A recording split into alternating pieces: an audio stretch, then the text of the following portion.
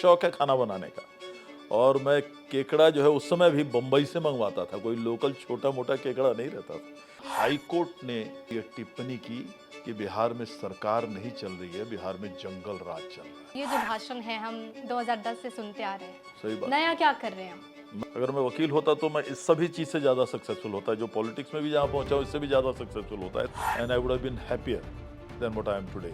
आजादी के बाद से आज तक किसी भी पार्टी ने हमारे समाज को सीतामढ़ी से लोकसभा से लड़ाने की हिम्मत नहीं की। उन्होंने कहा कि मुस्लिम और यादव वोट नहीं करते हैं, काम नहीं करेंगे उनके लिए। जब व्यक्तिगत काम के लिए मेरे पास आएंगे तो मुझे दिक्कत होगी उनके काम करने में। सार्वजनिक के लिए एनीवन इज वेलकम। 10,000 रुपए ट्रांसफर किए गए महिलाओं के खाते में, जीविका दीदियों के खाते में, वो नहीं किया जाता। चुनाव के वक्त तो नहीं किया जाता। आपको लगता है कि सुधार की जरूरत है या फिर शराबबंदी बंद कर देना चाहिए, कानून में गड़बड़ियां हैं? मैं उस पॉलिसी से सहमत नहीं था। हट जाए तो बहुत अच्छा है।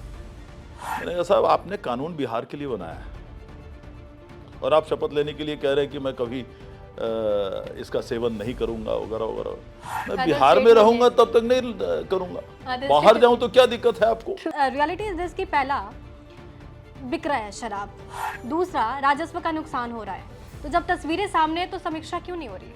बिहार कैबिनेट का विस्तार क्यों अटका हुआ है? ये फैसला नेता ही कर सकते हैं। यूजीसी इक्विटी रेगुलेशन एक्ट आया, पहले ही सवर्ण जातियों को मान लिया जाता है कि वो भेदभाव करते हैं।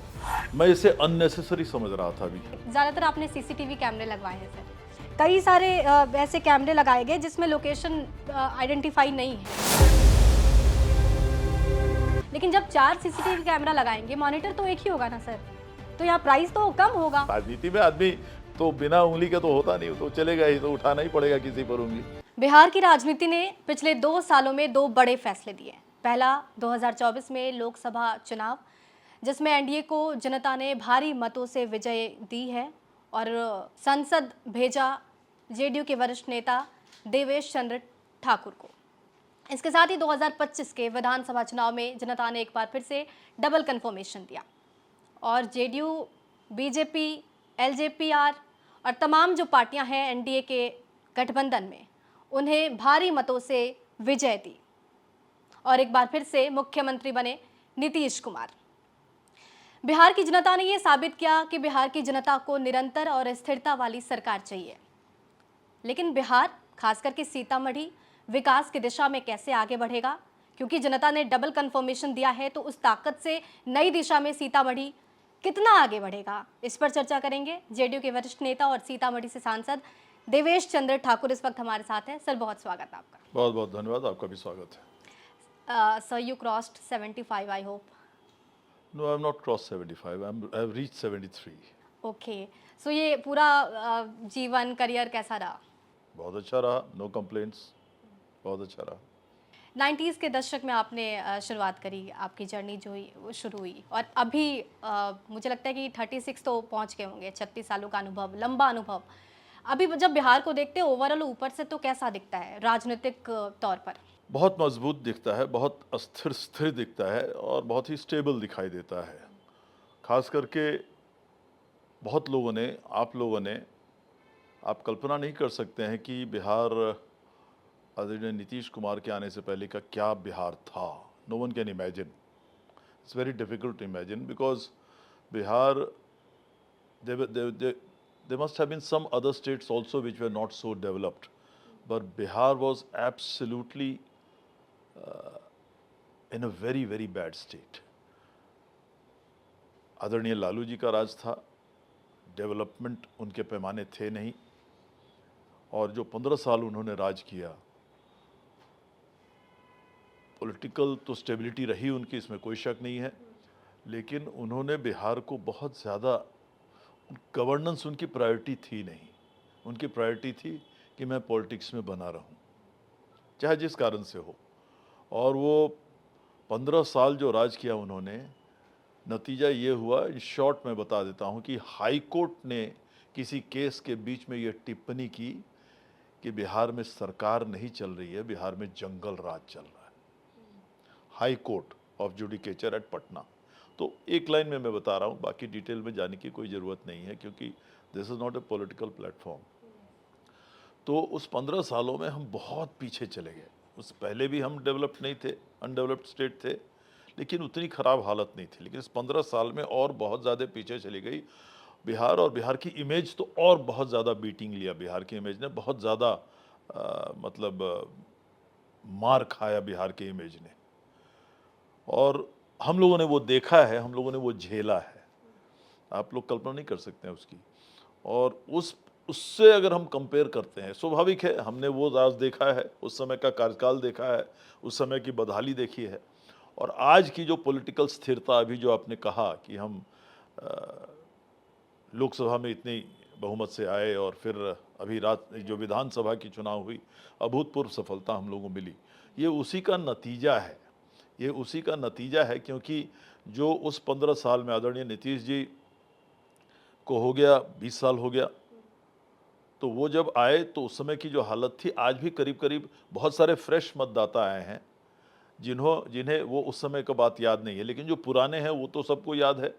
तो वो बताते हैं, हम लोग भी बताते ही हैं। स्वाभाविक है, चुनाव में बताया जाता है कि पहले कि आप हमारे सामने कौन है, उनके क्या कार्यकाल रहा है, उन्होंने कैसा काम किया था, और हमारे काम में क्या ये फ़र्क है। तो ये जो इस बार ठप्पा लगा है आदरणीय नीतीश कुमार के राज पर और शासन पर, ये ऐसे ही नहीं लगा है, ये उन्होंने मेहनत किया है। और उनके राज में हर तबका, कोई ऐसा तबका नहीं है जो कह सकता है, या कोई ऐसा समाज नहीं है, कोई ऐसा वर्ग नहीं है जो कह सकता है कि वो बिहार के सरकार से लाभान्वित, के सरकार के शासन में लाभान्वित नहीं हुआ हो, चाहे वो एजुकेशन में हो, चाहे सामाजिक इसमें हो। आप जान लीजिए कि हमारी सरकार, आदरणीय नीतीश जी की सरकार, भारतीय जनता पार्टी के साथ चली है शुरू से, बिल्कुल। और एक भी सांप्रदायिक तनाव की बात तो छोड़िए, कोई सांप्रदायिक हादसे की बात तो छोड़िए, एक भी सांप्रदायिक तनाव का भी कोई कहानी आपको बता नहीं सकता पूरे बिहार में। ठीक है, लोग दोषारोपण तो करते हैं, ये करते हैं, वो करते हैं, लेकिन हमारे विरोधी पक्ष भी है, वो भी दोषारोपण नहीं करते हैं कि हाँ आपने सांप्रदायिक किसी भी तरह का काम हुआ, इसलिए कि ये काम बिल्कुल हुआ ही नहीं, उस तरह का कभी कुछ नहीं हुआ। मैंने कहा आपको, हर एक तबके को शांति मिली, विकास मिला, बिजली मिली। आज के दिन में अगर आप किसी को पूछें कि 20 साल हो गए नीतीश जी को, जरा याद बताओ, याद है कब बिजली गई थी, कभी कोई नहीं बता सकेगा। आदरणीय पिछले आरजेडी के राज में अगर आप उस समय किसी को पूछते, यार बताओ बिजली कब आई थी पिछले बार, कोई नहीं बता सकता। ये परिस्थिति है। छोटे से उदाहरण आपको दे रहा हूँ, ये इस तरह की बात थी, वो बिजली की बात थी। सड़कों का हाल ये था कि हम लोग पटना, हमारा घर 130 किलोमीटर है पटना से, 8 घंटे लगते थे हमको जाने को, 8 घंटे। और क्या वो एडवेंचरस जर्नी होता था, आप कल्पना नहीं कर सकते। आज 2.5 घंटे में हम चले जाते हैं। वो ज़माना था जब लोग कहते थे 5 बज गया, अब कहाँ जाओगे इतनी दूर, रात का अंधेरा है, क्या हो जाएगा रास्ते में। अब हम रात के, हम नहीं, हमारे पास तो ठीक है, हमारे पास सुरक्षा रहता है। कोई भी आदमी अब रात के 10 बजे भी निकलना चाहता है हमारे घर के लिए तो निकल जाता है, कभी सोचता भी नहीं कि यहाँ किसी भी तरह की कोई गड़बड़ी हो सकेगी रास्ते में, ऐसा कुछ नहीं होता। ठीक है, लेकिन डेवलपमेंट का मानक सिर्फ यही नहीं हो सकता सर, क्योंकि ये वाली जो स्पीच है, ये जो भाषण है, हम 2010 से सुनते आ रहे हैं। सही बात, नया क्या कर रहे हैं हम? मैं बता रहा हूँ आपको, ये इसलिए ज़रूरी है कि पहले क्या था उससे कंपेयर कर रहे हैं हम, इसलिए आपको बता रहे हैं। पहले जो क्या था उससे कंपेयर कर रहे हैं, अब नया जो कर रहे हैं। अब इंडस्ट्रियलाइजेशन, अब जो सब स्टेबिलिटी आई, तो इंडस्ट्रियलाइजेशन का दौर शुरू हुआ है हमारे यहाँ। मेरे यहाँ शुगर मिल बंद था पिछले 15 साल से, रीगा शुगर मिल। मैंने उसे, मेरी सबसे ज़्यादा रोल है उसमें, उसको शुरू कराने की, और उससे हमारी सेंटिमेंटल अटैचमेंट थी। हमारे फादर ज़िंदगी भर उस फैक्ट्री के लॉयर हुआ करते थे, और वो पिछले सरकार के दौरान बंद हो गई। उस वक्त खैर हमारे फादर तो गुजर गए थे पहले। तो मैंने एक जस्ट एग्जांपल दिया आपको, पेप्सी कोला की फैक्ट्री लग गई है बेगूसराय में, दूसरी फैक्ट्री वो बक्सर में लगा रहे हैं। तो इस तरह से अब इंडस्ट्रियल, अभी सरकार ने पॉलिसी ले लिया कि जितने चीनी मिल है हमारे, जो भी हमारे यहाँ शुगर मिल लगाएंगे, उनको जो अट्रैक्टिव इन्वेस्टमेंट होता है, अट्रैक्टिव कि आके आप हमारे यहाँ इन्वेस्टमेंट कीजिए, सारी पॉलिसी को बदल दिया है कि हाँ यहाँ आप आके यहाँ फैक्ट्रियाँ लगाइए। सरकार ने ये पॉलिसी बना दी कि जो फैक्ट्री में 1000 आदमी अगर एम्प्लॉय होने का चांस है, ऐसा फैक्ट्री हमारे यहाँ लगे, तो हम उसको ज़मीन पूरी फ्री देंगे, करोड़ों की ज़मीन, जितनी ज़मीन चाहिए आपको हम पूरी की पूरी फ्री देंगे। तो इस तरह के ये अट्रैक्शन करने के लिए, तो वो परिस्थिति पहले नहीं थी कि हम उतने इंडस्ट्री ला सकते। न बिजली था, न रास्ते थे, न लॉ एंड ऑर्डर सही था, न एडमिनिस्ट्रेटिव कैपेसिटी और उस तरह की कैपेबिलिटी थी। अब वो आया है 3-4 साल से, 5 साल से, पिछले टर्म से वो अब लोग आने लगे वहाँ कि नहीं, अब हम बिहार जाएंगे, हम फैक्ट्रियाँ लगाएंगे, इंडस्ट्री लगाएंगे। ठीक है सर, 90s के दशक से आपकी शुरुआत हुई, महाराष्ट्र यूथ कांग्रेस में वाइस प्रेसिडेंट के तौर पर आपकी शुरुआत हुई। उसके बाद आप 36 सालों तक राजनीति में बहुत सक्रिय भूमिका में नजर आए। राजनीतिक गुर आपने किससे सीखा है? नहीं, देखिए, महाराष्ट्र में मेरी पढ़ाई लिखाई हुई, तो पूना में मैं जब था कॉलेज में, फर्गुसन कॉलेज में और फिर लॉ कॉलेज में, तो वहाँ मैंने यूथ कांग्रेस मैंने ज्वाइन किया था। हमारे जो सीनियर थे जिनके साथ मैंने शुरू किया, वो बाद में एमपी बने, रामकृष्ण मोरे उनका नाम था, और महाराष्ट्र यूथ कांग्रेस के प्रेसिडेंट थे वो। उनसे मेरी बहुत दोस्ती थी, तो उनके साथ मैंने ये शुरू की, और फिर वो भी बहुत आगे गए, मेंबर ऑफ पार्लियामेंट बने। फिर मैं बम्बई आया, बम्बई में मैंने नौकरी शुरू की और फिर अपना काम शुरू किया। तो उस समय बॉम्बे के सारे महाराष्ट्र के नेताओं से हमारी दोस्ती हुई, सभी से। आप माननीय विलासराव देशमुख जी का फ़ोटो देख सकते हैं, मेरे यहाँ लगा हुआ है, बहुत करीबी थे हमारे। बहुत उसके पहले शरद पवार जी से भी जान पहचान था, करीबी तो मैं नहीं था उस समय, लेकिन जान पहचान था। विलासराव देशमुख से बहुत दोस्ती हुई। सुशील कुमार शिंदे जी, आज भी हैं, वो जिंदे हैं, भगवान उनको और लंबी उम्र दे। उनकी बेटी भी अब पार्लियामेंट में आ गई है, प्रणीति शिंदे, लोकसभा में है, तो उनसे भी बहुत करीबी। तो वहाँ के सारे नेताओं से मेरी बहुत दोस्ती हो गई, बहुत ज़्यादा।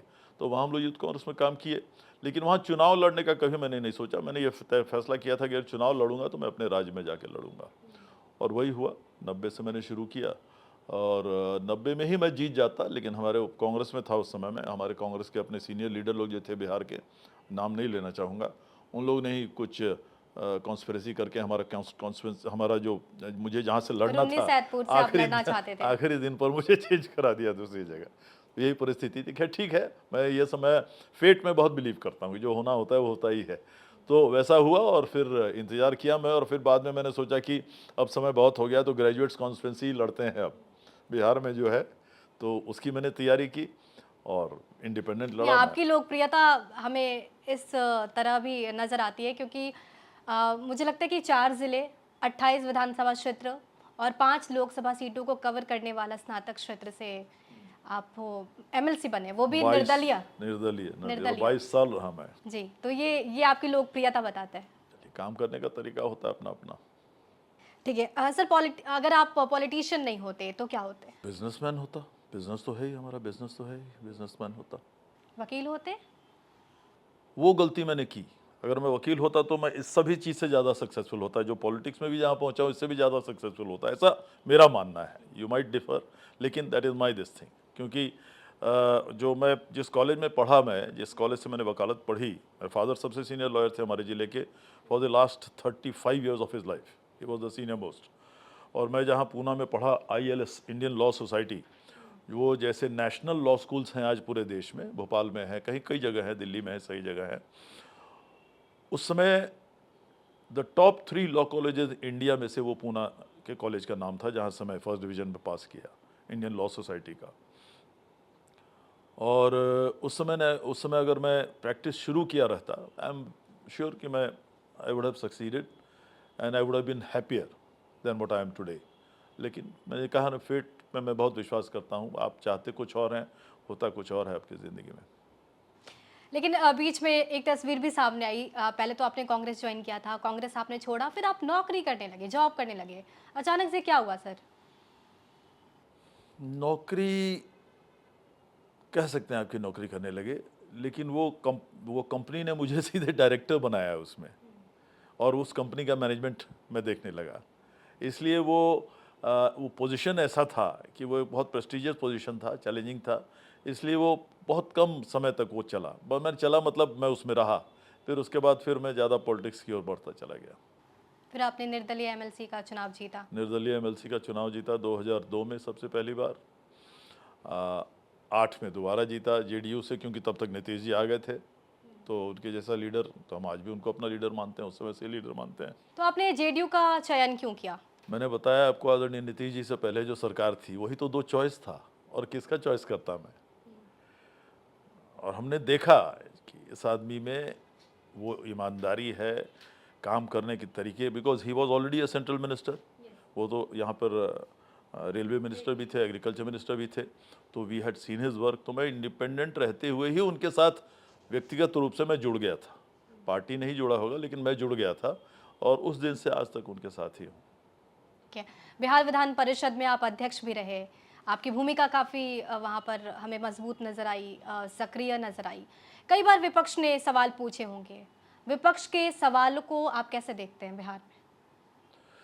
नहीं, देखिए, विधानसभा या विधान परिषद में, राज्यसभा या लोकसभा में जो आते हैं, क्षेत्र अपने अपने क्षेत्र की समस्या और अपने राज्य की समस्याओं के बारे में मेरा ये ऑब्जर्वेशन है कि हर जो आता है आदमी, वो मैं समझता हूँ 25% राजनीति करता होगा, और नहीं तो 75% अपने क्षेत्र के विकास के बारे में ज़रूर वो सजग रहता है, और उसके दिमाग में रहता है कि भाई मेरे क्षेत्र में ये कमी है, मुझे ये कराना है। बिकॉज उसके ऊपर वो सामाजिक और पॉलिटिकल और एरिया की प्रेशर रहती है कि भाई हमारे यहाँ ये समस्या है, आपको हमने वहाँ भेजा है, आप क्या कर रहे हैं वहाँ बैठ के। ठीक है, एक एग्जाम्पल मैं आपको देती हूँ। शाम्भवी चौधरी, उन्होंने एमपी लाइट्स जो उनके जो आंकड़े सामने हैं, एमपी फंड का 1 रुपया भी इस्तेमाल नहीं किया। आंसर उन्होंने किया कि मुझे लगा नहीं कि मुझे इस्तेमाल करना चाहिए। तो आप जिस बिहार में ये कह रहे हैं कि वहाँ के लीडर्स बहुत ईमानदार हैं, उनको क्यों नहीं लगा कि काम करना चाहिए? नहीं, काम तो वो करते ही हैं। आप स्पेसिफिक एमपी लैड्स के बारे में बात कर रहे हैं, वो उनका अपना पर्सनल व्यू हो सकता है, वो उनका पर्सनल व्यू हो सकता है, तो क्योंकि फंड का यूटिलाइजेशन नहीं फंड का किया, तभी आंकड़े यूटिलाइजेशन में होना नहीं है तो ना। चाहिए, निश्चित रूप से होना चाहिए, क्योंकि बहुत सारी काम आप किसी क्षेत्र में उस एमपी लैड से करा सकते हैं। 5 करोड़ रुपए किसी सांसद को मिलते हैं। हो सकता है किसी गांव में ऐसी ज़रूरतें बोलते हैं, वहाँ के हमारे क्षेत्र वाले कहते हैं कि साहब हम लोग गरीब गांव हैं, हमारे यहाँ एक कम्युनिटी हॉल बनवा दीजिए, ताकि हम यहाँ पर बच्चों को कभी कभी प्रोग्राम बताएं, कभी किसी पढ़ाने वाले को लाएं, कभी किसी टीचर को लाएं, कुछ इस तरह से बच्चों को ज्ञान देने वाली बातें हम करें, उस हॉल में रख के करें। तो उसमें हर्ज क्या है बनाने में, जब आपका पैसा है ही वहाँ, तो बनवाना चाहिए, मुझे कोई इसमें नहीं है। लेकिन वो क्यों नहीं बनवा रही, अब ये उस पर न मैंने उनसे पूछा है, न मुझे मेरी इस विषय पर उनसे बात हुई है। बट अदरवाइज वो बहुत एक्टिव एमपी हैं, क्षेत्र में काम बहुत कराती है, और यंग है, she has a very long term to go. Nitish Kumar से आपके कैसे संबंध हैं? बिल्कुल, बहुत अच्छे संबंध हैं। क्योंकि कई बार मंच पे कहते नजर आए, गंगा की गहराई से लेकर नेपाल की उन्होंने तराई ही तक वाले आप नेता हैं। उन्होंने ही इसका इसका ये टर्मिनोलॉजी उनका ही दिया हुआ है, ये मेरा नहीं है। जो मैं इंडिपेंडेंट था और मैंने उसी समय उनको ज्वाइन कर लिया था, तो मैं अपने क्षेत्र में बताता था। हमारी कॉन्स्टिट्यूंसी जो है वो नेपाल से शुरू होती है। 28 विधानसभा की कॉन्स्टिट्यूंसी है, 5 लोकसभा की क्षेत्र है, और नेपाल से शुरू होती है। नेपाल का भिट्ठा मोड़, जहाँ जनकपुर का ये बॉर्डर है नेपाल का, वहाँ से शुरू होकर पटना तक मेरी कॉन्स्टिट्यूंसी है। हाजीपुर भी मेरी कॉन्स्टिट्यूंसी थी, जो उसके बाद पुल है, पटना है। तो ये कॉन्स्टिट्यूंसी जब मैं बोलता था तो उन्होंने ही सुना, और उन्होंने मेरे भाषण के बाद उन्होंने कह दिया, भाई ये तो इनका क्षेत्र तो गंगा की गहराई से लेकर नेपाल के तराई तक का क्षेत्र है। तो सही है, तो लंबाई तो ज्योग्राफिकल लंबाई तो उसकी है ही। तो वो बहुत अच्छा रहा। हम तो, और माननीय नीतीश जी ने हमको मंत्री भी बनाया 2008 में, 8 से 10 में आपदा प्रबंधन में मंत्री था मैं, और अंत में फिर 2 साल सभापति रहा मैं विधान परिषद में। तो मैंने देखा कि एक हाउस के अंदर, बाहर हम जो बोलते हो, भाषण में बोलते हो, किसी का क्रिटिसाइज़ करते हो, अपोजिशन पार्टी का जो करते हो, हाउस के अंदर हर पार्टी का आदमी निश्चित रूप से अपने क्षेत्र के बारे में, अपनी पार्टी की बात करना वो तो स्वाभाविक है, लेकिन अपने क्षेत्र के प्रति जेन्युइन, उसके इरादे जेन्युइन रहते हैं, मेहनत जेन्युइन रहता है, और चाहता है कि मैं अपने क्षेत्र में कुछ काम कराऊँ। हर आदमी की सफलता, हर आदमी का काम करने का तरीका अलग होता है, लेकिन हर आदमी, चाहे वो लोकसभा हो, राज्यसभा हो, विधानसभा हो, विधान परिषद, मेरा अपना अनुभव है कि निश्चित रूप से जो भी दल के लोग आते हैं वहाँ पर चाहते हैं कि हाँ, अपने क्षेत्र में हम कुछ काम कराने के लिए यहाँ आए। ठीक है सर, मैंने केकड़ा भोज के बारे में बहुत सुना है। सुना है कि जब भी कोई एमएलसी बनता था, क्योंकि आप भी स्नातक क्षेत्र से एमएलसी रहे, तो जब भी कोई नया एमएलसी बनता था आप उनको पार्टी देते थे, केकड़ा भोज कराते थे। नहीं, नया एमएलसी बनता था उस समय वो नहीं होता था। हर विधान परिषद के हर सेशन में हर सेशन में मेरे तरफ से ये आयोजन होता था, और वो होता था जो हमारे स्नातक और शिक्षक निर्वाचन क्षेत्र वाले जितने प्रतिनिधि हैं, चाहे किसी पार्टी के हों। आप जानते हैं स्नातक निर्वाचन क्षेत्र होता है और शिक्षक निर्वाचन क्षेत्र होता है, और उसमें तक लगभग 12, 13, 14, 15 MLC हमारे बिहार में हैं। तो वो एक सेशन में एक बार मैं अपने यहाँ जरूर करवाता था, क्योंकि मुझे शौक है खाना बनाने का। और मैं केकड़ा जो है उस समय भी बम्बई से मंगवाता था, कोई लोकल छोटा मोटा केकड़ा नहीं रहता था, वो 3-3, 4-4, 5-5 किलो के केकड़े रहते थे उस तरह से, तो उसको वो खुद बनवाता ही था। बना देते हैं आप? हाँ हाँ, मुझे बिल्कुल शौक है, आपको खाना है रेसिपी मैं शेयर खिला कर दीजिए दूंगा, आप प्लीज। जरूर जरूर बता दूंगा। वो बटर गार्लिक प्रॉन्स अब कैसे खाना चाहें उस पर डिपेंड करता है। आप हिंदुस्तानी मसाला, हम लोग जो मसाला में खाते हैं अपने, उसमें भी बन सकता है वो, उसमें कोई ये नहीं है। या फिर हम लोग जो बम्बई में बटर गार्लिक होता है, butter garlic crabs, butter garlic prawns, वो बिल्कुल बटर और गार्लिक के अंदर बनता है। तो अपना अपना बनाने का तरीका है, मुझे तो शौक है उसका बनाने का, हर वो हम करते थे निश्चित रूप से। सीतामढ़ी आपकी कर्मभूमि कह सकते हैं, मातृभूमि तो है ही। सीतामढ़ी ने आपको क्या दिया है और आपने सीतामढ़ी को क्या दिया है? मुझे तो जो दिया है सीतामढ़ी नहीं दिया है, और किसने क्या दिया? या तो नीतीश कुमार ने दिया है या सीतामढ़ी ने दिया है, इसमें कोई शक नहीं। अब सीतामढ़ी जन्मस्थली है हमारे हमारे हम सिर्फ हमको नहीं, हमारे पूरे परिवार को दिया है, हमारे पिताजी को दिया है। हमारे पिताजी वहाँ 50 साल तक एडवोकेट रहे। जब जिला बना 71 में, तो सबसे पहले वो सरकारी अधिवक्ता, गवर्नमेंट लीडर होता है कोर्ट में, गवर्नमेंट की साइड रिप्रेजेंट करने के लिए, तो वो सबसे पहले सबसे सीनियर थे, सबसे काबिल थे, सबसे लायक थे, तो उनको बनाया गया, गवर्नमेंट ने उनको बनाया, और जब तक वो रहे, जिंदे रहे, तब तक वो गवर्नमेंट लीडर रहे। मैं तो कहूँगा सीतामढ़ी नहीं दिया है। हम लोग तो जब से चुनाव लड़ रहे हैं, अब जैसे मैं पहली बार चुनाव लड़ा स्नातक निर्वाचन क्षेत्र, तो मुझे 12 आना जो वोट मिले पूरे लड़ाई में, सीतामढ़ी नहीं दिया था, सीतामढ़ी के हमारे स्नातक भाइयों ने दिया था, हर समाज के हर क्षेत्र के आदमी ने दिया था। उसके बाद सब जगह इक्वल हो गया, सब जगह हमारी जान पहचान हो गई, हमारा काम देखा लोगों ने, तो सब जगह मिलने लगा, लेकिन शुरुआत तो सीतामढ़ी से ही हुआ।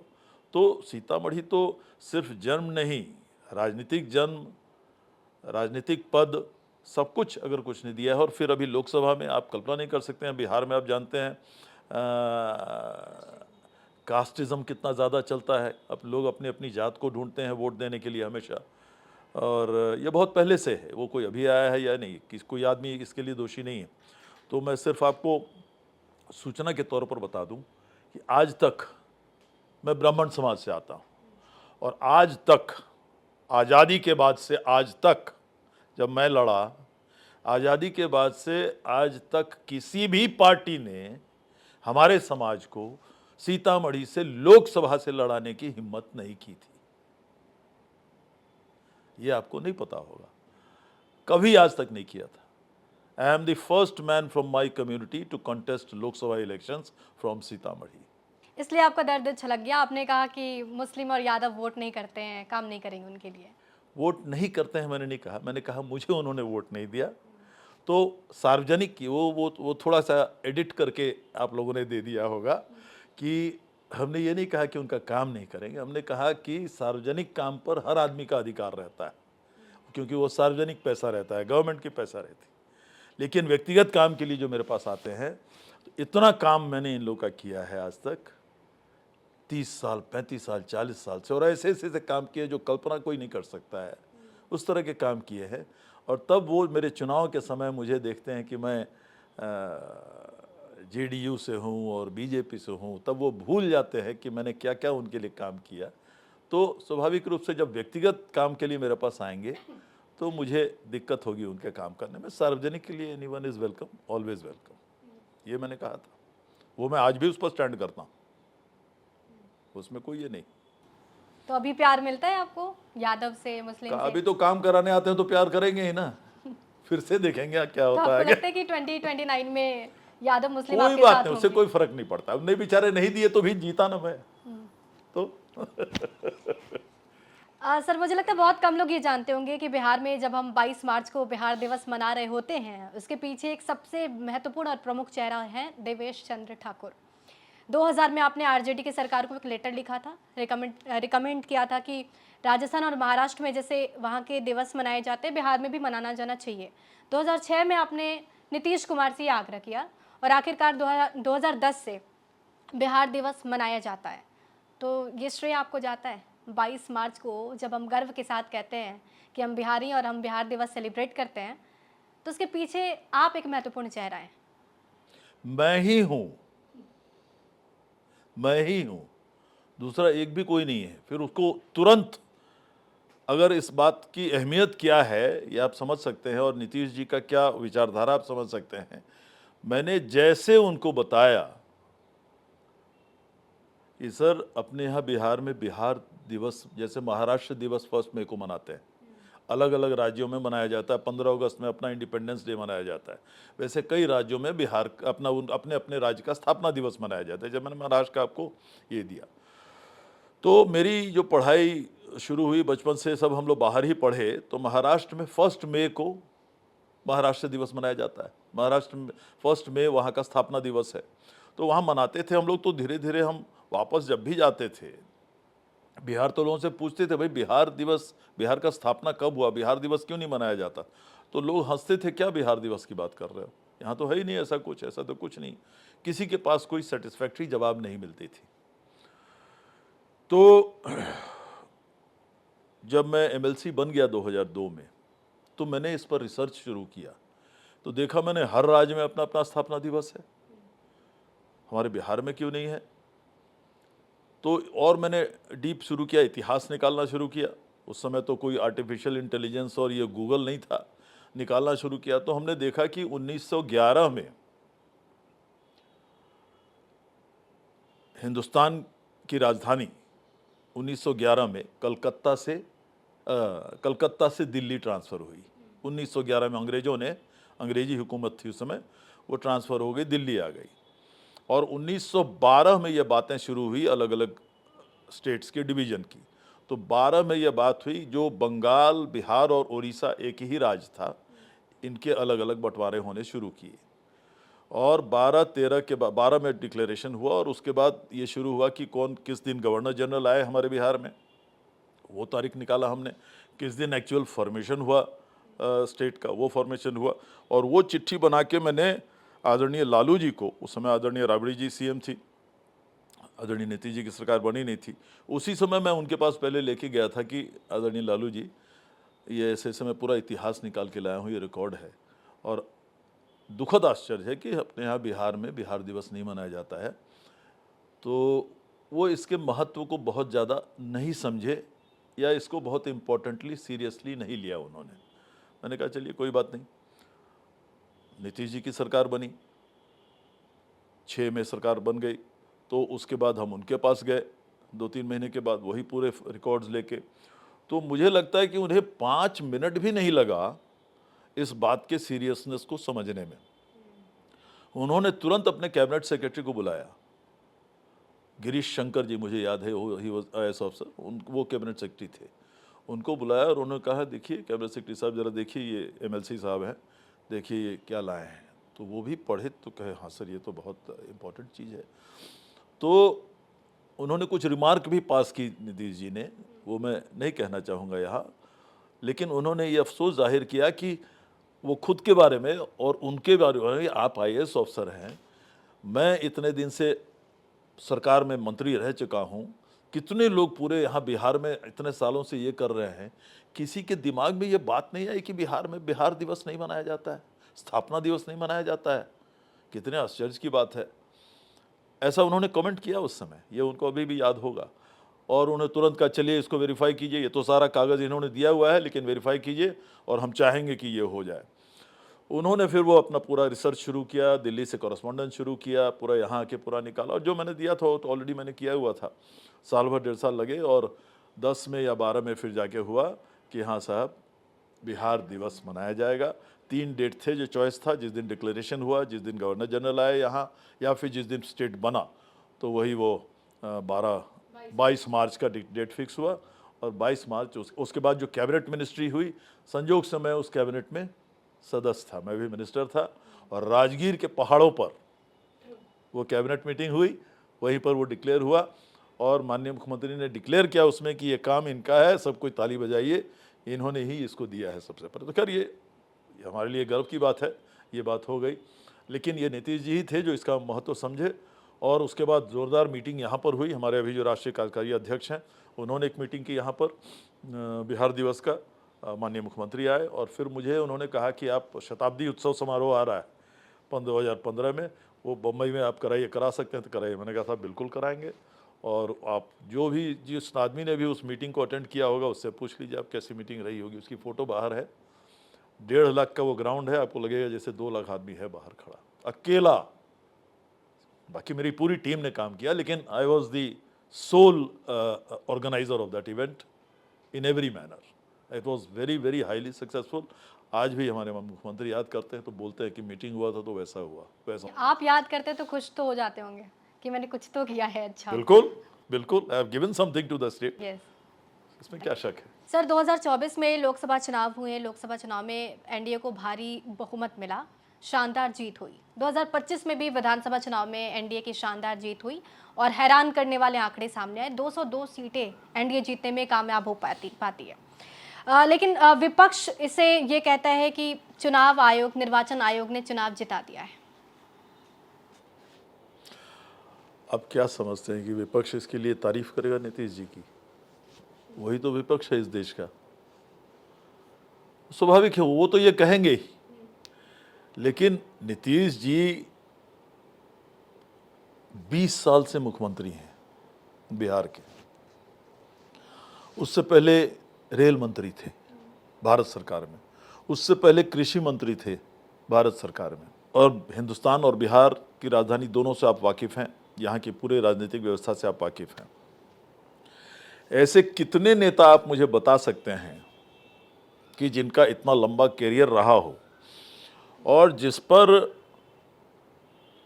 किसी भी तरह की कोई एलिगेशन प्रूफ होने की बात मैं नहीं करता, किसी भी तरह की कोई एलिगेशन भी कोई कर रहा हो, ऐसा नेता कितना आप बता सकते हैं पूरे देश में? न कोई उन पर कास्टिज्म का एलिगेशन है, न करप्शन का है, न कम्युनलिज्म का है, किसी तरह का नहीं है, किसी तरह का नहीं। मैंने बताया आपको, वो भारतीय जनता पार्टी के साथ हैं हम लोग, एक भी सांप्रदायिक तनाव भी नहीं है, कोई हादसा तो छोड़िए। एक एग्जाम्पल आपको देते हैं, पूरे देश में कहीं नहीं है वो पॉलिसी। बाकी जितने पॉलिसीज हैं सब every community, every caste is being benefited, सबको फायदा हो रहा है उससे। लेकिन एक उन्होंने बनाया बिहार में कि साहब जितने ये कब्रिस्तान हैं मुसलमान भाइयों के, वो एक ज़मीनी झगड़े का एक कारण बन जाता है कि ये ज़मीन मेरा है, ये यहाँ से तुम्हारा, ये तुम्हारा बॉर्डर ये है, तुम्हारा बॉर्डर ये है। कोई उधर थोड़ा चला गया, कोई उधर चला गया, कोई इधर चला गया, तो वही बढ़ते बढ़ते बढ़ते एक कम्युनल रूप ले लेता है। तो उन्होंने ये डिसीजन लिया कि जितने कब्रिस्तान हैं पूरे बिहार में, सब सरकारी खर्चे से मैं उसका कंपाउंड वॉल बनाऊंगा, बाउंड्री वॉल बनाऊंगा, और 10,000 करीब बन चुके हैं पूरे बिहार में। एक भी स्टेट बताइए जिसने ऐसा किया। फिर भी सर 202 आंकड़े बहुत बड़े आंकड़े हैं, नहीं कोई बिहार को बच नहीं रहा है। नहीं सुनिए, तो मैं बता रहा हूँ ना, मैं आपको उदाहरण दे रहा हूँ ना, उदाहरण दे रहा हूँ। किसी और स्टेट में अगर ऐसा है तो आप बता दीजिए, किसी जगह नहीं है, और बीजेपी के साथ हम रह के काम कर रहे हैं, ठीक है, इसलिए कोई वो भी समस्या नहीं है, ठीक है। जो वोट हम लोग को मिलते हैं सब कोई जानता है किसको मिलता है नहीं मिलता है। लेकिन मैंने बताया, करप्शन पर आप उनको कभी नहीं, कोई दुश्मन भी उनको नहीं घेर सकता है, कोई बोल भी नहीं सकता है। आज तक नहीं बोला किसी ने। जितना डेवलपमेंट, जो रोड्स हैं हमारे यहाँ पूरे देश में, मैं चैलेंज करता हूँ कि one of the best roads in the country in Bihar. बिजली का मैंने बताया आपको, 1 सेकंड हमारी बिजली कहीं नहीं जाती, जो 1 सेकंड आती नहीं थी, वो परिस्थिति है। हर चीज़ फार्मर्स के लिए इतना ज़्यादा पॉलिसीज़ बनाए, इतने ज़्यादा काम बनाए। हमारे यहाँ पहले कितने फ्लड्स आते थे, Bihar was known for floods, annual floods, हर साल कितने ज़्यादा बाढ़ आते थे, सारे के सारे ख़त्म हो गए, पूरा वाटर कंट्रोल हो गया, सब कोई कोसी कंट्रोल हो गया वहाँ पे। अब कभी फ्लड्स नहीं आते, कुछ नहीं आते, और फ्लड्स आते थे तो कितना ज़्यादा रिलीफ बढ़ता था। हाईएस्ट रिलीफ यहाँ पर देश में सबसे बड़ा रिलीफ कैंप हमारे यहाँ चलाया गया उधर कोसी के फ्लड्स के समय, जब नीतीश जी आए थे, और पहले ही उस समय जब सरकार बनी उस समय जो 8, 9 या 10 में आई थी कोसी की बाढ़, वैसा एग्जाम्पल आप नहीं बता सकते हैं, कितने लाखों लोगों को रिलीफ कैंप्स लेके उनको खाना दिया गया, रहने का उपाय दिया गया, और फिर उसके बाद वाटर कंट्रोल, डैमेज कंट्रोल सब शुरू हुआ। तो इतना ज़्यादा मतलब अब वो स्टेट को कोई ये नहीं बोल सकता है कि ये बिहार वो स्टेट रहा जो पहले था। तो इसलिए काम हर क्षेत्र में हुआ है। अब जानिए, और एग्जाम्पल आपको दे दें, नीतीश जी आए तो पूरे बिहार में 5 लाख बच्चियां भी सरकारी स्कूल में पढ़ने नहीं जाती थी। तो उन्होंने इसका पूरा कारण निकाला और कहा कोई कारण नहीं, गरीबी है। बच्चे जाते हैं, देखते हैं दूसरे अच्छे घरों के लड़कों को अच्छे कपड़े पहने हुए, हमारे पास कपड़ा नहीं अच्छा पहने हुए, हम क्यों जाएंगे, हमको शर्म आती है। माँ बाप नहीं भेजते थे, भाई मेरा बच्चा को लोग वहाँ पर हंसता है, ये करता है, वो करता है। तो उन्होंने एक पॉलिसी लाया, 5 लाख बच्चे नहीं जाते थे, उन्होंने पॉलिसी लाया कि हम हर बच्चे को, गरीब बच्चे को साइकिल देंगे जाने के लिए, हम हर बच्चे को यूनिफॉर्म देंगे 2 जोड़ा, हर बच्ची को और हर बच्चे को यूनिफॉर्म देंगे, और हम हर बच्ची को जूता का जोड़ा देंगे।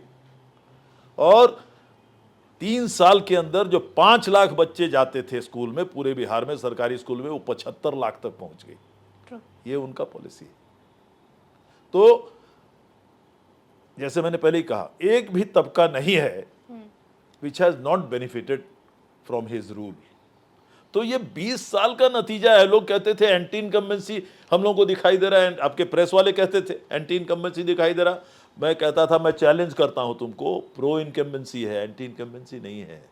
तो विपक्ष कह रहा है कि अगर डर नहीं रहता तो चुनाव के वक्त जो 10,000 रुपए ट्रांसफर किए गए महिलाओं के खाते में, जीविका दीदियों के खाते में, जिसको ये प्रोजेक्ट किया गया कि महिलाओं के खाते में गया जीविका दीदियों के खाते में, वो नहीं किया जाता। चुनाव के वक्त तो नहीं किया जाता।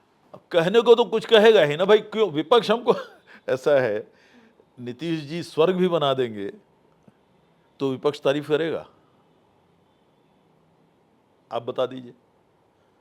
वो कहेगा कि खुद जो है सो आराम करने के लिए अपना लेकिन स्वर्ग विपक्ष बनाए। कहता है कि नीतीश जी ईमानदार है, उनकी ईमानदारी पे विपक्ष को भी तो कोई उसके डाउट बारे में नहीं वो है। अगर वो कहेगा तो लोग पत्थर फेंक के मारेंगे अगर कोई कहेगा कि बेईमान है।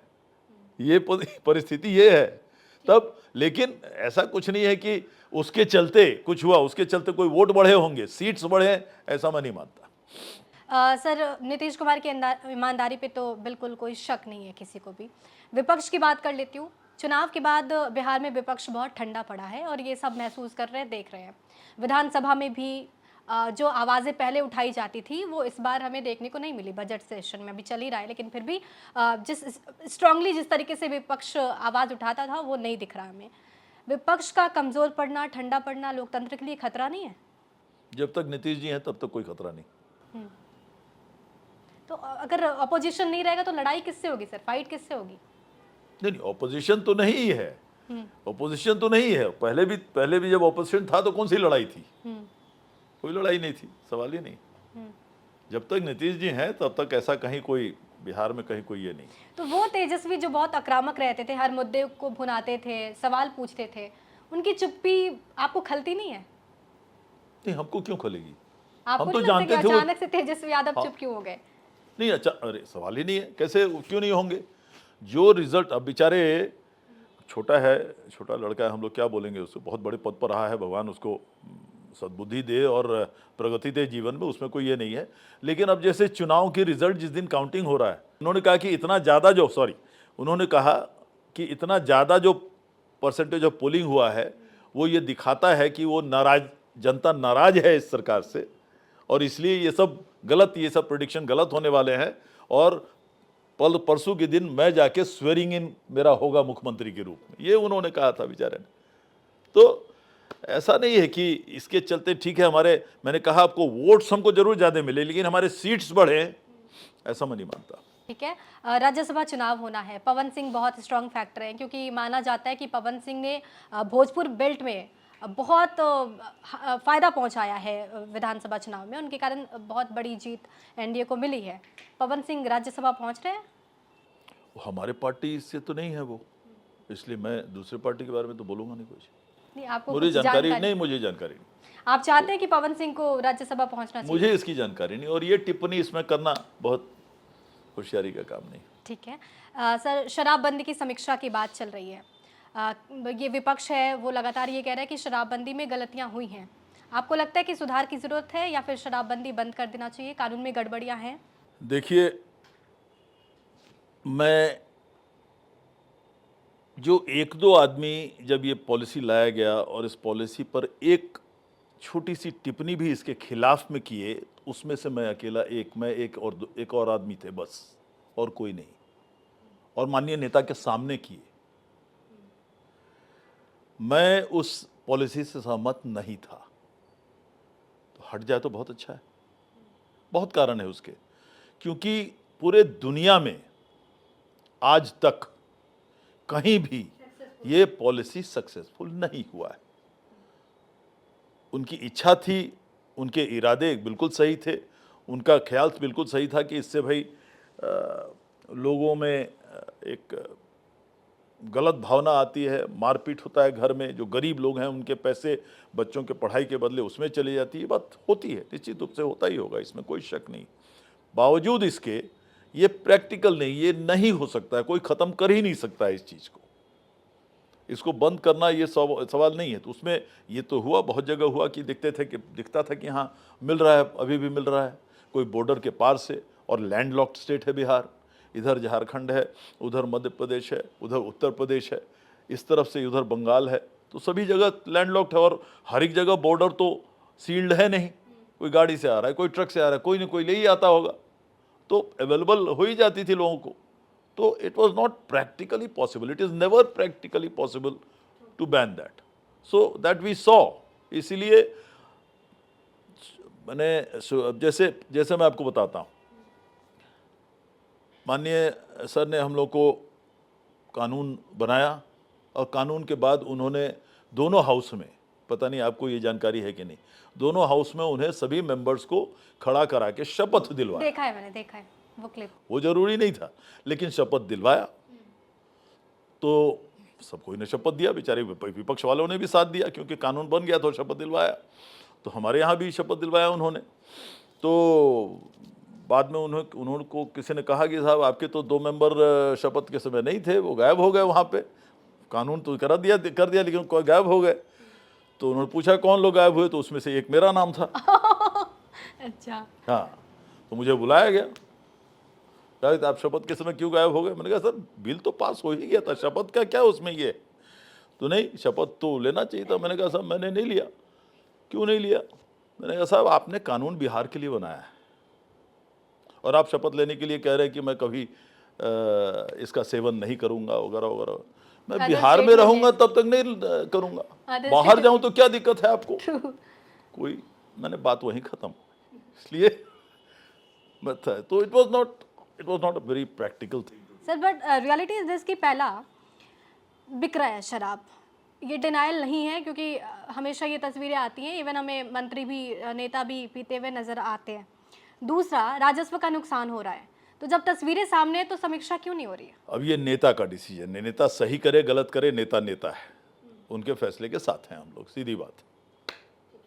बिहार कैबिनेट का विस्तार क्यों अटका हुआ है? अभी हमारे पास 26 मंत्री हैं, लेकिन जिस मामले में 36 मेरी होने कोई चाहिए। रोल नहीं होती उस पर मैं चर्चा नहीं करता। लेकिन आप सीनियर लीडर हैं सर। पार्टी मेरी नहीं है, पार्टी नेता की है। ये फैसला वन मैन शो होता है, ये फैसला नेता ही कर सकते हैं, मैं उस पर क्यों टिप्पणी करूं? नीतीश कुमार के स्वास्थ्य को लेकर लगातार विपक्ष की तरफ से सवाल उठाए जाते रहे हैं कि उनकी सेहत ठीक नहीं है। आपको लगता है कि नीतीश कुमार फिट नहीं है? नहीं, बिल्कुल फिट है, कौन कह रहा है फिट नहीं? इस हाल में तो 200 कितना सीट आ गया हमारा, 202। फिर भी फिट नहीं है।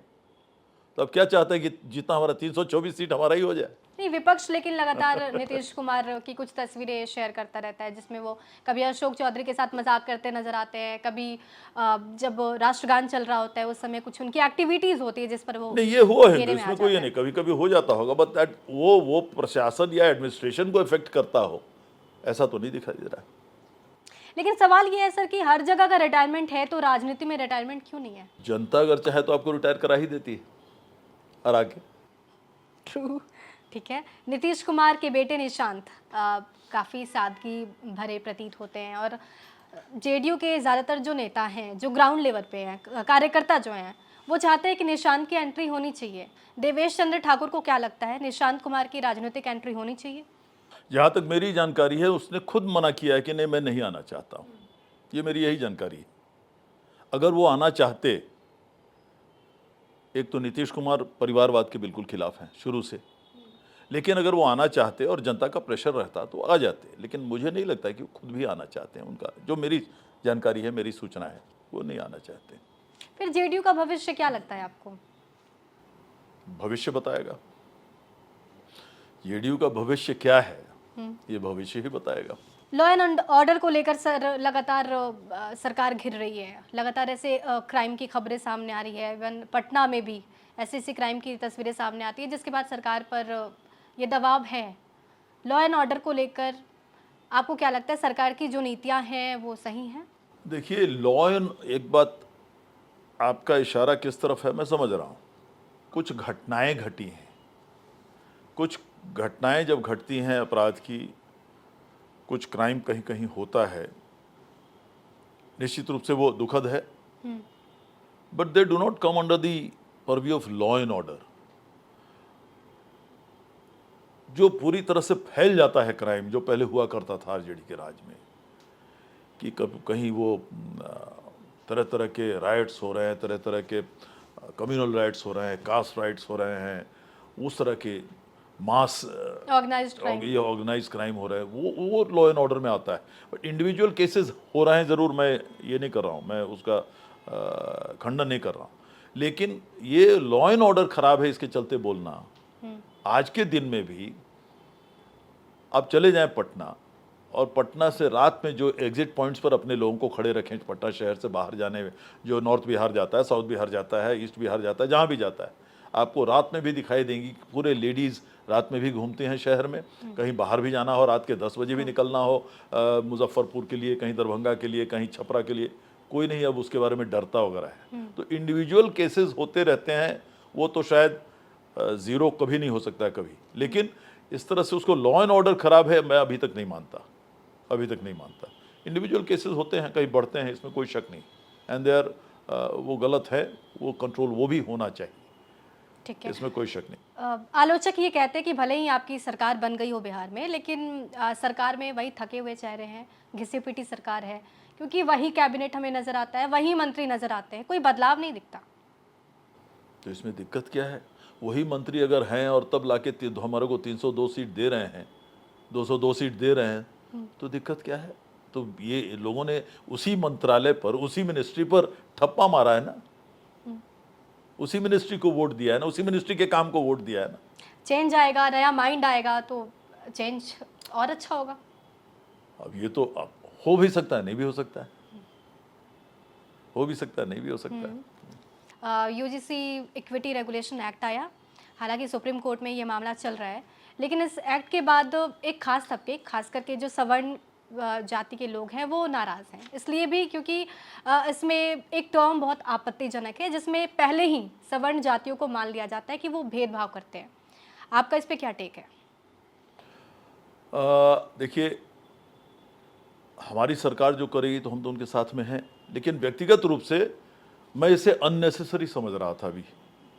मैं नहीं समझता हूँ क्या इसके लाने की जरूरत क्या थी, मैं नहीं समझ रहा था। आखिर किसी भी दो समाज के बीच में अगर जो दूरी थी वो घट रही थी धीरे धीरे, तो फिर ऐसे प्रावधान लाके फिर से एक टेंशन कर देने की क्या जरूरत थी, मेरे समझ में नहीं आ रहा है। सरकार लाएगी, हम लोग तो सरकार के साथ ही हैं, लेकिन हम इसको अप्रिशिएट नहीं करते हैं कि अगर आज अगर हमारे किसी भी दो समाज के बीच में इतने सालों से, अब 75 साल से ज़्यादा हो गए ना, अमृतकाल है आज़ादी को, तो वो जो पुरानी बातें थी वो तो अब ख़त्म होती दिखाई दे रही है ना। अब तो कहीं कोई उस तरह से जातिवाद की बात नहीं करता, इस तरह की बात नहीं करता। ठीक है, वोट के समय वोट के लिए बात कर लेना वो अलग चीज़ है, लेकिन सामाजिक तो बहुत कम तनाव हुआ है। अलग अलग समाज के बीच में, समाज में तो ये तनाव कम हुआ है। तो अभी मैं ये समझ रहा हूँ, ज़्यादा नहीं कहते हुए, कि इसकी अभी ज़रूरत नहीं थी, अभी इसकी ज़रूरत नहीं थी, और अगर अभी करना भी था तो कुछ डायलॉग होता थोड़ा तो और अच्छा रहता लोगों के बीच में। ऐसा लगा कि जैसे अचानक कुछ कर दिया गया है, तो मैं समझता हूँ कि this was not necessary, was not necessary. केंद्र में बीजेपी की सरकार है सर, और उस सरकार, खासकर बीजेपी की अगर बात की जाए तो कोर वोटर जो है सवर्ण ही है। बीजेपी इस पे उसने रिसर्च क्यों नहीं किया? बीजेपी ने इसे रोका क्यों? यही तो मैं आपको कह रहा हूँ। हाँ। ये मुझे नहीं मुझे ये मेरे समझ में नहीं आ रहा है। नहीं रोका जो लाएंगे वो रोकेंगे कैसे?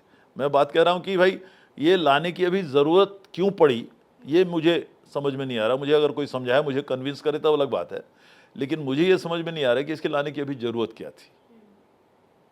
किसने इस बात का डिमांड किया? मुझे तो नहीं दिखाया किसी ने भी इस बात की मांग की होगी, ऐसा भी नहीं दिखाई दिया। तो अभी ये लाने की ज़रूरत नहीं थी, ये इतना पर मैं मेंटेन रहता हूँ। ठीक है, आपके संसदीय क्षेत्र की थोड़ी बात मैं कर लेती हूँ।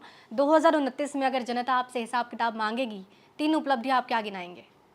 अरे अभी तो 1.5 साल भी नहीं हुए मेरे, 5 साल में तो अभी से हम कैसे उपलब्धि आपको बता दें? रोड मैप तो आपने बना लिया होगा सर। रोड मैप में आप जान लीजिए, कल टेंडर निकला है 2,400 करोड़ का रोड। मैंने जो हमारा 2 लेन था मुजफ्फरपुर से सीतामढ़ी सोनबरसा हाईवे था, NH 77, मैंने माननीय गडकरी जी से पास करा के आने से 7 दिन के अंदर मैंने उनसे रिकमेंडेशन लिया था और उसका प्रोसेस होते होते होते वो अप्रूव हो गया था।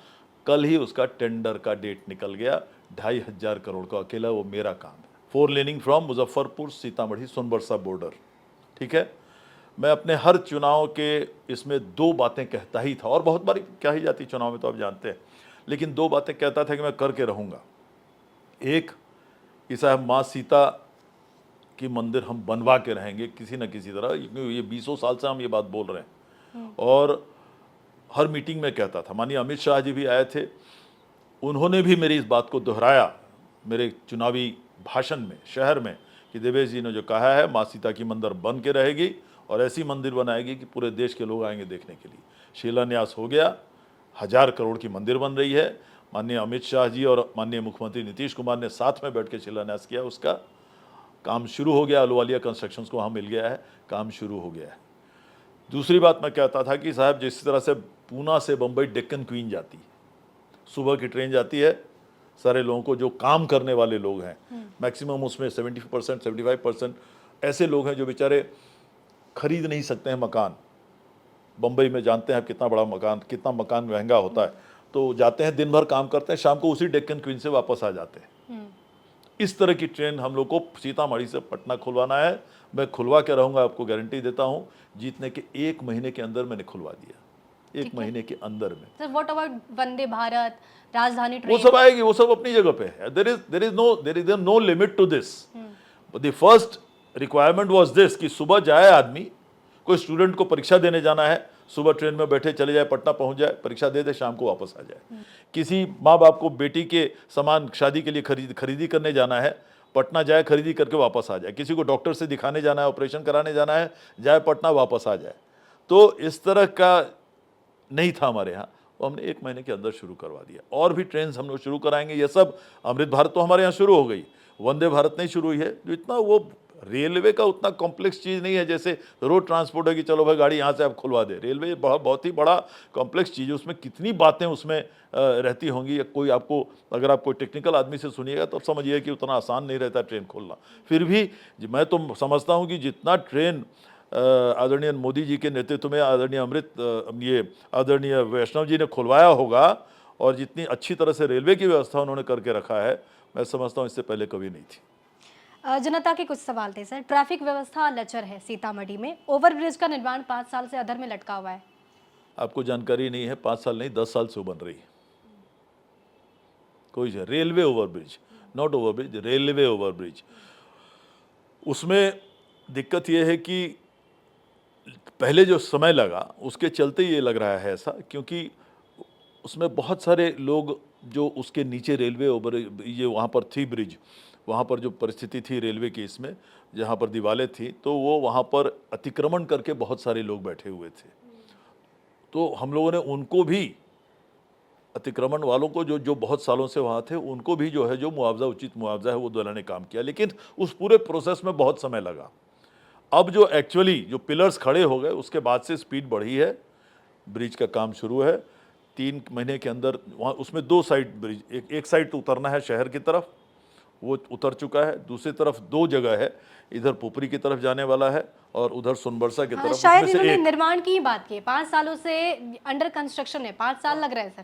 नहीं नहीं, उससे ज्यादा से अंडर कंस्ट्रक्शन है, वही तो मैं को तो एक्सेप्ट आप कर रहा हूँ। प्राउडली कह रहे हैं। मैं खुद कह रहा हूँ भाई, मेरा शहर है, दिन रात हम लोग उसमें, अभी तो हम और कलेक्टर साहब और सारे एमपी एमएलए लोग गए थे वहां। 36 उसमें साल कोई का शक नहीं। अनुभव है आपके पास सर, एक ओवरब्रिज नहीं बन रहा है। नहीं नहीं, इतना आसान नहीं है। रेलवे ओवरब्रिज है, it is not an overbridge, it is a railway overbridge, जिसमें रेलवे ओवरब्रिज में टाइम लगता है। इसमें जरूर ज़्यादा समय लगा है, लेकिन ज़्यादा समय वो जो हमारे यहाँ जो लोग उसमें रह रहे थे उनका मुआवजा, क्योंकि उनका क्या लीगल स्टेटस है क्या नहीं है, उसमें बहुत ज़्यादा टाइम लगा है। लेकिन है, टाइम तो लगा है, निश्चित रूप से लगा है। हम लोग खुद हर बार जाते हैं तो उसको ये करते हैं, लेकिन अभी स्पीड बहुत पकड़ा है, बहुत जल्दी हो जाएगा। ठीक है, ट्रैफिक जैम की समस्या। ट्रैफिक जाम की तो बहुत समस्या है, इसमें कोई शक नहीं, बहुत समस्या है। तो उसके लिए वो सिर्फ ओवरब्रिज, तो वो तो वहाँ पर ट्रैफिक जैम हो जाती। पूरा शहर चलिए ना आप, सीतामढ़ी स्टेशन से निकलिए और अभी जहाँ माँ सीता की जो पुरानी मंदिर है वहाँ जाइए, तो आपको लग जाएंगे करीब 45 मिनट लग जाएंगे। क्यों? क्योंकि रोड्स एकदम नैरो हैं, पुराने रोड्स हैं, दुकानें हैं, दुकानों के बाहर फुटपाथ पे सब सामान रख देते हैं, तो उस तरह से उसके लिए भी तो रोड ज़्यादा जैम होते रहता है। तो वो सब है, धीरे धीरे सब उसका इंतजाम होगा। ठीक है सर, एमपी लाइट्स की कुछ आंकड़े हैं जिसमें आपने जो काम किया है 1.5 साल में, आप बता रहे हैं कि तकरीबन आपने 2,37,00,000 का प्रोजेक्ट कंप्लीट करा लिया है, ये उपलब्धि है आपकी। लेकिन थोड़ा मेरे को समझने में इसमें दिक्कत ये आई कि ज़्यादातर आपने सीसीटीवी कैमरे लगवाए हैं सर। नहीं, ज़्यादा तेरे नहीं, 1 करोड़ के लगवाए सीसीटीवी कैमरे, मुझे इस आंकड़े में ज़्यादातर सीसीटीवी कैमरा समझ आ रहा है, बाकी जो रिकमेंडेशन है वो अभी कंप्लीट नहीं हुआ। जो कंप्लीट हो गया है वो सीसीटीवी कैमरे हैं। कई सारे ऐसे कैमरे लगाए गए जिसमें लोकेशन आइडेंटिफाई नहीं है कि कौन से लोकेशन पे लगाए गए। नहीं, तो लिख के दिया हुआ गया है लोकेशन, और वो भी जान लीजिए अपडेट नहीं है तो इसमें नहीं होगा। ये तो पुलिस से आपको मिल जाएगी, इसलिए बता रहे हैं कि ये आइडिया कैमरा लगाने की सीतामढ़ी के पुलिस ऑफिसर्स ने ही मिलके मुझे दिया। हाँ, क्योंकि ज्यादातर आपने पुलिस स्टेशन के पास लगाए हैं, लेकिन इसमें भी ज्यादातर पुलिस स्टेशन कितने हैं? ज्यादा नहीं है, पुलिस स्टेशन नहीं, उनके टाउन पुलिस स्टेशन दिख रहा है मेरे को। नहीं, वो तो टाउन के बाहर होगा, वो अलग बात है। लेकिन अब 100 से ज्यादा कैमरे लगे हुए हैं, 100 से ज्यादा कैमरे लगे हैं। तो उन लोगों ने बताया कि साहब कहाँ कहाँ लगाना है, उन्होंने पिन पॉइंट किया है, क्योंकि वो लग जाते हैं। और वो आप जान लीजिए, ऐसा इत्तेफाक है, एक जगह हम लोग गए थे, सुबह में उसी दिन एक आदमी, दिन में एक सीएसपी कस्टमर सर्विस पॉइंट पे उसने किसी को गोली मार दी थी, उसकी हत्या हो गई थी। और हम लोग वहाँ खड़े, हम लोग उसको पता चला वो मर गया, तो हम लोग देखने गए थे कि भाई क्या हुआ कैसे हुआ, और हम लोग चले गए। और किसने मारा कुछ पता नहीं, को किसी के साथ ऐसी न दुश्मनी है न कुछ है। लेकिन 24 घंटे में वो पकड़ा गया जो मार के गया। क्यों? जहाँ हम लोग खड़े थे, जैसे अभी हम हैं यहाँ, और सामने ये पीछे सीसीटीवी कैमरा था, उस दिन हम लोग नहीं देखे, पकड़ लिया उसने। तो ये पूरा आइडिया कि ये सीसीटीवी कैमरा पूरे जिले में लगाएंगे तो क्राइम कंट्रोल में फायदा होगा और क्रिमिनल्स को पकड़ने में फायदा होगा, ये पुलिस वालों ने ही दिया और उनके कहने पे ही हम लोग लगवाया। नहीं, बिल्कुल काम का चीज, और बहुत काम हुआ उसमें, इसमें कोई शक नहीं। लेकिन प्रॉब्लम बस मुझे वही है कि लोकेशन इसमें आइडेंटिफाई नहीं किया गया, और दूसरा वी डिड इट 90% उनके एडवाइस पे ही किया गया। ठीक है, उनके एडवाइस पे ही किया गया। लोकेशन है तो आपको जब चाहिए मिल जाएगा। दूसरा सर, जो आपने सीसीटीवी कैमरे लगाए हैं, एक सीसीटीवी कैमरे का कॉस्ट आपने लिखा है 1,25,000 रुपये, और 4 सीसीटीवी कैमरे का कॉस्ट उसी से मल्टीप्लाई कर दिया गया 4 से। सवाल ये है कि जैसे एक सीसीटीवी कैमरा लगता है तो एक मॉनिटर लगता होगा, दोनों को कंबाइन करके ये आंकड़े दिए गए। लेकिन जब 4 सीसीटीवी कैमरा लगाएंगे, मॉनिटर तो एक ही होगा ना सर, तो यहाँ प्राइस तो कम होगा। सबका मॉनिटर अलग है, सबका चार्जिंग अलग है, सबका इंस्टॉलेशन अलग है, सबका सीएसटी अलग है, सारा चीज़ अलग अलग है। ये मुझे भी नहीं पता था। वहाँ पर हल्ला उठाया किसी ने कि साहब ये कैमरा तो सिर्फ इतने दाम का है, तो फिर ये 1 लाख से कैसे ज़्यादा ये चला गया।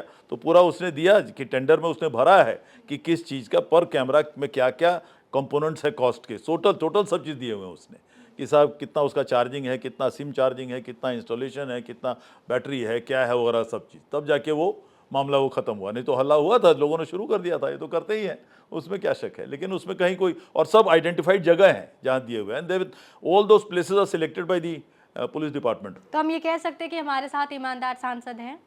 आज तक तो मुझे पर कभी दोष नहीं लगा। मैं अगर आपको अपनी किताब दूंगा, मेरे तरफ से 50 करोड़ के खर्चा है उसमें, जेब से, इस पिछले 20 साल के। मेरा किताब सब है क्या यहाँ? लाइए इनको दे दीजिए, मेरे तरफ से मैंने गरीब बच्चियों को दिया है 2.5 लाख रुपए की राइफल, जो वो लोग झोपड़ी में रहने वाली बच्चियां हैं, और वो लोग नेशनल्स में जीत जाके आज बिहार सरकार में नौकरी कर रही। नेशनल में जीत गई, चैंपियनशिप्स में बिहारी बच्चियां हमारे हैं। हमने 15-15 लाख रुपए का गरीबों शहीदों का हमने स्टैच्यू बनवाया है। दानापुर कैंटोनमेंट का हमने रिनोवेशन पूरा करवाया, आर्मी कैंट का पूरा, सब ऑल ऑन माय ओन। हमने कम से कम अभी 3000 ये गॉड ब्लेस कहेंगे कि आपके पास इतने पैसे हैं कि आप दिया तो हुआ ना। तो वो तो मेरे एमपी बनने से पहले किया ना, मैंने एमएलसी बनने से पहले किया ना। तो इरादे की बात कर रहा हूँ, इसलिए वो सब ठीक है। राजनीति में आदमी तो बिना उंगली के तो होता नहीं, तो चलेगा ही, तो उठाना ही पड़ेगा किसी पर उंगली।